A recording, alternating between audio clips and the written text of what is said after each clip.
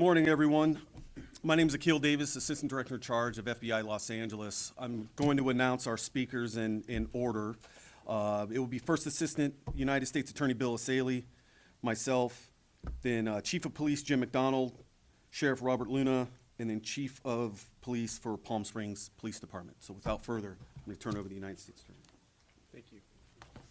Thank you. Good morning, everyone. I'm Bill Asaley. I'm the head of the U.S. Attorney's Office for the Central District of California. Over the weekend, my office, along with the FBI, arrested members of a far-left, anti-government domestic terror cell who self-identify as the Turtle Island Liberation Front. The individuals were arrested on Friday, December 12th, when the group attempted to construct and detonate IEDs out in the desert. In addition to the arrests, we executed several search warrants throughout the nation. I want to thank our partners at the U.S. Attorney's Office for the Western District of Louisiana, U.S. Attorney Zach Keller, and the U.S. Attorney for the District of Massachusetts, Lee Foley, for providing valuable assistance over the weekend with a very complex and coordinated search warrants that were done. The charges we are announcing today stem from the defendants and their co-conspirators' detailed coordinated plot to bomb multiple U.S. companies on New Year's Eve. Thankfully, that plot has now been foiled thanks to the hard work of the FBI and the Department of Justice. This investigation was initiated in part due to the September 2025 executive order signed by President Trump to root out left-wing domestic terror organizations in our country, such as Antifa and other radical groups like the Turtle Island Liberation Front. As the president made clear, recent attacks across the country have highlighted the grave threats posed by these far-left domestic terror groups. These threats are sophisticated, organized campaigns of targeted intimidation, radicalization, threats, and violence designed to silence opposing speech, limit political activity, and direct policy outcomes and prevent the proper functioning of a democratic society. In direct response to the President's order, the Attorney General issued a memo to our offices implementing and mobilizing federal law enforcement to prioritize and counter domestic terrorism and political violence investigations. As a result of those directives, we built this case. Both my office and the FBI have invested substantial resources into investigating and charging these organizations. And if anyone does not believe that members of these groups are organized, sophisticated, and extremely violent, let me tell you about the plot in this case. The four defendants are Audrey Carroll, 30 years old. The pictures, I think we have them somewhere. We'll put them up here. Audrey Carroll, 30 years old. Zachary Aaron Page, 32. Dante Gaffield, 24. And Tina Lay, 41. Each from the Los Angeles area. Each is charged with conspiracy and possession of an unregistered destructive device in violation of Title 26, United States Code Section 5861D. We intend to file additional charges in the coming weeks as we finish reviewing the evidence. The defendants are all radical anti-government members of the Turtle Island Liberation Front, which according to their own social media is an anti-capitalist, anti-government movement that calls for their associates to rise up and fight back against capitalism. One of the leaders of the organization, defendant Audrey Carroll, helped organize an even more radical faction of the group called the Order of the Black Lotus. Each of the defendants charged today was also a member of the Order of the Black Lotus. Carroll described this group to her co-conspirators as everything radical. As detailed in the federal complaint, which we will now make public, in November 2025, defendant Carroll created a detailed bombing plot to use explosive devices to attack 5 or more locations across Southern California on this upcoming New Year's Eve. Carroll and her co-defendant, Zachary Page, led the effort to obtain and build the bombs and to recruit others to join in their plot. Carroll's bomb plot was explicit. It included a step-by-step instructions to build IEDs or improvised explosive devices and listed multiple targets across Orange County and Los Angeles. Carroll also made clear her desires. She said, quote, "What we are doing will be considered a terrorist act." Carroll and Page also discussed plans for follow-up attacks after their bombings, which included plans to target ICE agents and vehicles with pipe bombs. Carroll stated that those plans would, quote, take some of them out and scare the rest. Throughout early December, the co-conspirators discussed their plans during an in-person meeting in Los Angeles and through an encrypted messaging application. As part of the plan, the 4 defendants planned to build test bombs in the Mojave Desert. You're going to hear more details about the bombs they intended to build and how the operation went down in the desert here shortly from the FBI Assistant Director in Charge. In preparation for the plan, the co-conspirators purchased multiple pieces of bomb-making materials and discussed their travel plans to the desert. Last Friday, December 12th, the defendants took a significant step to carry out their plans. They traveled to the remote campsite, which you're going to see some video of, in the desert, and they began unloading their bomb-making materials to assemble and test the bombs. They had everything they needed to make an operational bomb at that location, and they were subsequently arrested by the FBI before they could build a functional explosive device. Shortly after the defendants were taken into custody, the FBI executed multiple search warrants, including at the defendants' Southern California residence and other locations throughout the country. I'll highlight some of the items found during those searches over the weekend. For example, in Carroll's residence, law enforcement found multiple posters and materials associated with Turtle Island Liberation Front, including posters stating, quote, "Death to America, long live Turtle Island and Palestine," and, quote, "Death to ICE, Turtle Island Liberation Front." In Page's residence, law enforcement found a copy of the detailed bomb attack plan. This case is another reminder about the dangers that radicalized Antifa-like groups pose to public safety and the rule of law. Through the tireless work of our prosecutors in my office and our law enforcement partners, which you will hear from today, we disrupted this terror plot before buildings were demolished or innocent people were killed. But this is not the end of our work. My office is committed to extinguishing the far-left terror threats that we face, and will continue to work 24 hours a day, 7 days a week. The 4 defendants arrested will make their initial appearance this afternoon at the federal court in downtown Los Angeles. They are each considered innocent until proven guilty. I will now turn it over to the Assistant Director in Charge of the FBI LA office, Akil Davis. Good morning. Again, my name is Akil Davis. I'm the Assistant Director in Charge of the FBI's Los Angeles Division. As we're all aware, we've had a busy weekend in this country and abroad with bad news incidents one after another. Today, we are announcing a major victory in our collective effort to protect the American people. The FBI's Joint Terrorism Task Force intercepted a scheme by members of a violent extremist group we believed determined to detonate explosives at multiple businesses on New Year's Eve. Last Friday, the FBI arrested 4 of those subjects near 29 Palms in San Bernardino County while they planned and rehearsed their attack. The 4 subjects are members of a radical faction of the Turtle Island Liberation Front, TILF, a violent, homegrown anti-government group.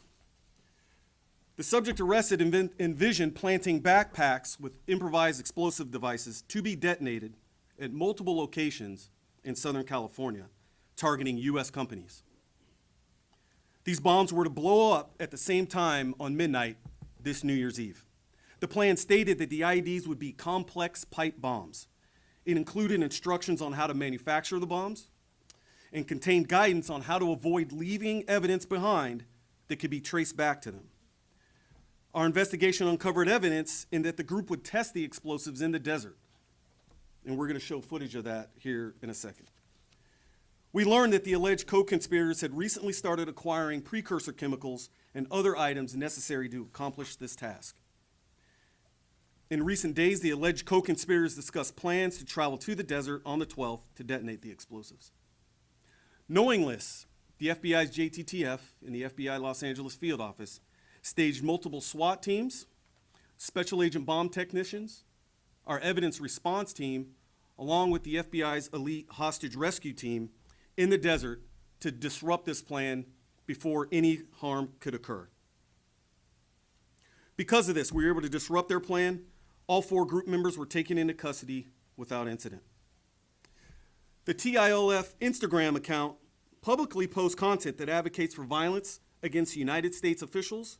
A recent post called for a revolution and asked for supporters to organize and be ready. The FBI, as you have seen here, can also organize and be ready. We could not have accomplished these arrests without the exceptional assistance from our partners on the Joint Terrorism Task Force. I specifically want to thank the following agencies, as you see up here today: the Los Angeles County Sheriff's Department, the Los Angeles Police Department, the Palm Springs Police Department, along with the San Bernardino County Sheriff's Department. I also want to recognize the following FBI field offices as this investigation crossed the entire country: the New Orleans Division, the Buffalo Division, Indianapolis Division, and the Boston Division, who, as you all know, have had their hands full this weekend. In fact, an additional was arrest by our partners at FBI New Orleans in support of this investigation. I will now turn it over to the Los Angeles Police Chief, Jim McDonald. Well, thank you, and good morning, and we appreciate you being here today. Los Angeles Police Department is proud to stand alongside our federal, state, and local partners today to announce the arrest stemming from a coordinated domestic terror plot. The case underscores the persistent threat posed by extremist groups and individuals, as well as the critical need for law enforcement agencies to remain vigilant in protecting our communities. The successful disruption of this plot is a powerful testament to the strength of our unified response, driven by the collaboration and tireless efforts of the FBI's Joint Terrorism Task Force, along with our allied agencies.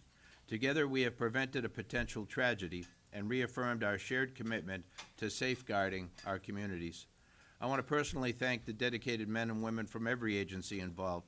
Their relentless work over the past several days has ensured that those responsible were apprehended swiftly and safely and without harm to our neighborhoods. Thank you. I'm going to call up Sheriff of Los Angeles County, Robert Luna. Well, good morning, everybody, and thank you for being here to cover this, what I believe is a very, very important story for our community. This successful operation was a result of quick, proactive investigative work, and I want to emphasize strong collaboration. And ADIC, Akil Davis, mentioned it and gave credit to all the law enforcement here in Southern California. It is better here, it always has been, than anywhere else in the country, and we're very proud to be part of the Joint Terrorism Task Force. For us at the Sheriff's Department, we've been part of it since after 9/11.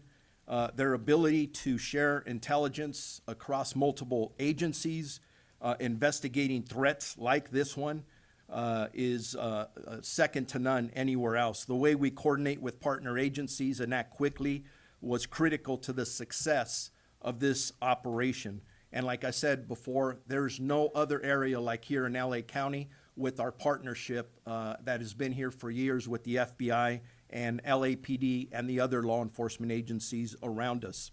Since this threat was uncovered last week, our Sheriff's Task Force officers and intelligence analysts working closely with our law enforcement partners have been working around the clock to verify information, identify targets, and piece together this plot that you've heard described. Their strong investigative efforts, sharp situational awareness, and rapid response ensured that this threat was stopped before it ever had a chance to be carried out. I'm incredibly proud of the professionalism and dedication shown by the men and women who worked tirelessly to bring this threat to an end before it could cause harm to anybody in our community. To our community, I know hearing about these incidents like this can be unsettling, especially in the light of the recent Brown University mass shooting and the Sydney, Australia terrorist attack. But today serves as a powerful reminder that strong collaboration between federal, state, and local law enforcement can prevent violence before it occurs. As we enter the holiday season, a time when families and friends come together across traditions, cultures, and beliefs, this incident is a stark reminder of the importance of vigilance and to be prepared at all times. individuals whose goal is to divide us, to instill fear, and to target the very diversity that makes our country strong. I want to be very clear, what you see here, this investigative work and the follow-up that's been done shows that they will not succeed. Our community's diversity is our strength, and protecting every member of our community is our primary duty. Whether you are celebrating Christmas, Hanukkah, Kwanzaa, New Year's, or simply gathering with loved ones, you deserve to feel safe. We are committed to ensuring that safety today and every day. We remain dedicated to protecting our entire community through ongoing intelligence gathering and threat assessments, strengthening partnerships across all of our agencies, engaging with the public to promote awareness, vigilance, and resilience. And finally, I encourage everyone to stay alert, trust your instincts, and report suspicious activity. And as we always say in law enforcement, if you see something, read something, or say something, your awareness, your eyes, and ears can help us protect the entire community, as we did in this incident. I will now introduce the police chief of the Palm Springs Police Department, Andy Mills. Well, good morning, and first of all, thank you so much, Assistant Director Davis, for the spectacular job that the FBI did on this case. We were just in a very supportive role, only making sure that the FBI had what they needed in the desert to execute their mission. But on a larger perspective, I just want our community to know that this gives me hope. It gives me hope because of the unified effort of all of law enforcement, from the Sheriff's Office to LAPD, San Bernardino Sheriffs, and the FBI, working together to make sure that people like this are removed from the community so they can be prosecuted by the U.S. Attorney's Office, to make sure that all of us can live in peace. And this is what our mission is to make sure that there's hope in all of our communities. So thank you very much for the spectacular job that the A-team showed up and did. Yeah, I just want to reiterate that, obviously, there's some disagreements amongst our agencies over things like immigration enforcement, but when it comes to other areas of law enforcement where it matters to keep the public safe, whether that's protecting the girls on Figueroa Street or the Palm Springs investigation, there is no gap in the cooperation between the federal government and local government, and we do thank the sheriff, the police chiefs, for your valuable assistance. It would be very difficult for us to do a lot of what we do without their assistance, so I do want to thank you, each and every one of you. With that, we'll open it up to a few questions. Oh, we're going to play the video. All right, play the video. And this is, the video is, do you want to describe the video? Yeah, I'll describe the video. So, as I mentioned in my talking points, on December 12th, a group of individuals, again, members of this anti-government group, traveled out to the desert to test their explosive devices. They had precursor chemicals there, and they were going to create these bombs in the desert. What they are starting to do is put their chemicals and wares and the components out on the table there. This footage that you're watching is from our surveillance plane, and then what happened after this is the Los Angeles FBI SWAT team, along with the FBI's hostage rescue team, moved in and arrested all 4 subjects without incident. So now we'll take some questions. Yeah, we're not naming the victim companies, but I'll generally describe them as logistics centers. You can think of like Amazon-type logistics centers, but we're not naming the specific companies at this time. Can you elaborate on the locations? There were at least 5 locations that they intended to target within Orange County and Los Angeles County.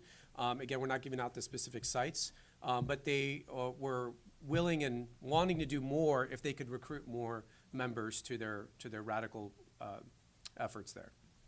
You mentioned the arrest in New Orleans. Do you guys think that there are other people involved? And you mentioned some other locations that you're working with. There are definitely more members to this group. As far as who was specifically involved in this New Year's Eve terror plot, we believe we've arrested all the members who were specifically involved in that particular plot. We did execute search warrants to people who are also part of this group. As we review that evidence, if we determine that there are any other individuals who knew about this or provided any assistance, we will obviously be charging them as well. First arrest in Louisiana, is not directly tied to this incident, but he is a member of this group. And when they executed the search warrant out there, he posed a great threat to the agents. He threatened the agents, and so that's why he's under arrest. Do you believe you thwarted what would have happened on New Year's Eve, or do you think there could be others that are still planning to go forward with something? Well, obviously, the FBI has a very robust national security investigators. They look out for domestic terrorism as well as international terrorism. Do you want to talk more about your activities with the Joint Terrorism Task Force? So this investigation is ongoing, as the United States just stated. Members of this group or associates of this group or any collaborators in this group, we are looking at as a result of this investigation. To answer your question, we do believe that we have disrupted this plot for New Year's Eve, but like I said, the investigation is ongoing.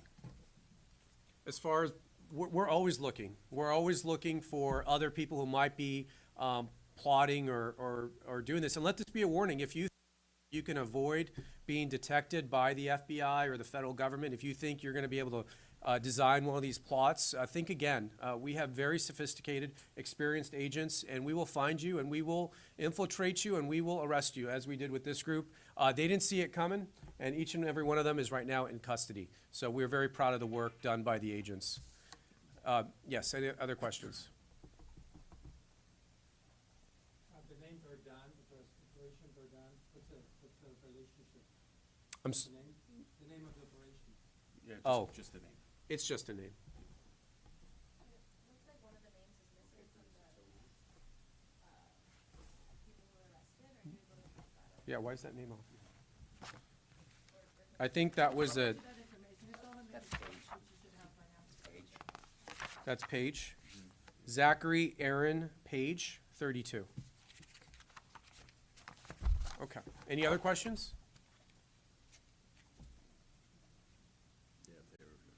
Did you?